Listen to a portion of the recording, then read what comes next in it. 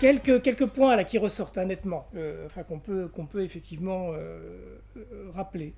Ça a été, et certains nous l'ont dit, un élément de structuration de leur activité. C'est-à-dire qu'il y a il y a deux manières, je dirais. Soit c'est effectivement une mise en conformité complémentaire, c'est un petit peu ce qu'on a vu, c'est-à-dire l'ajustement le groupe saisie, par exemple. Le groupe saisie voilà, qui a ajusté un certain nombre de pratiques qualité existantes pour coller au référentiel, donc ça demande effectivement un certain travail, mais on est dans l'ajustement. Et puis il y a un autre usage qu'on a vu effectivement, soit avec Open Classroom, soit avec la fédération, qui est d'accompagner en fait la structuration d'une activité. Et ça, effectivement, c'est quelque chose qui est intéressant parce que beaucoup d'organismes sont en cours de transformation aujourd'hui, parce que les marchés de la formation évoluent, parce que certains digitalisent leur offre, etc. Et effectivement, c'est une manière, je dirais, un peu de cadrer cette organisation.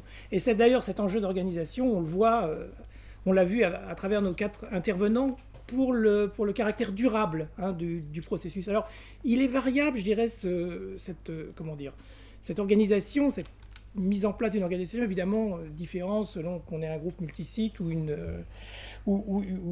petite organisation. Mais néanmoins, dans tous les cas, on voit bien que la question du partage un peu des responsabilités, de la désignation de responsabilités, oui, relativement même sur des petites structures comme comme la fédération, c'est-à-dire que c'est un vecteur d'organisation. C'est-à-dire qu'on voit bien qu'au-delà de je coche les cases en quelque sorte, ou je fournis les éléments de preuve qui vont bien, dans tous les cas, ça interroge l'organisation et ça amène à la faire bouger un petit peu.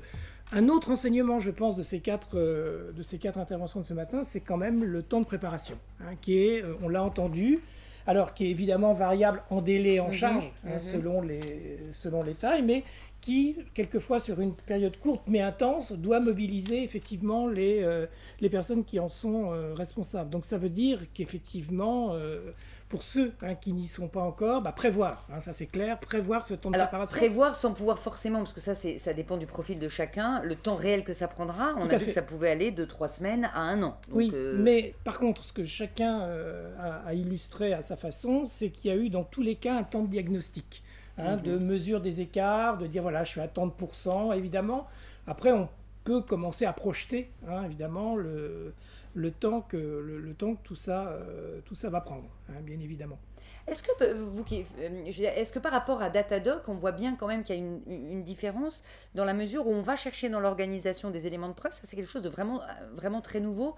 Et j'ai l'impression que même pour des gens très aguerris ou qui disposent de ces éléments de preuve comme Open Classroom, il faut les compiler, il faut travailler dessus. C'est pas uniquement je fais ça. Alors, je pense qu'il y a un aspect qui a été un peu souligné et qui, moi, me paraît essentiel. C'est de penser système d'information. C'est-à-dire que, il y a effectivement des preuves qui peuvent être disponibles à différents endroits, mais dont il va falloir évidemment faciliter l'accès lors de l'audit, puisque par définition, on ne sait pas sur quoi, quel va être l'élément précis de l'échantillon. Donc il faut qu'évidemment ces éléments-là soient bien structurés et soient à disposition.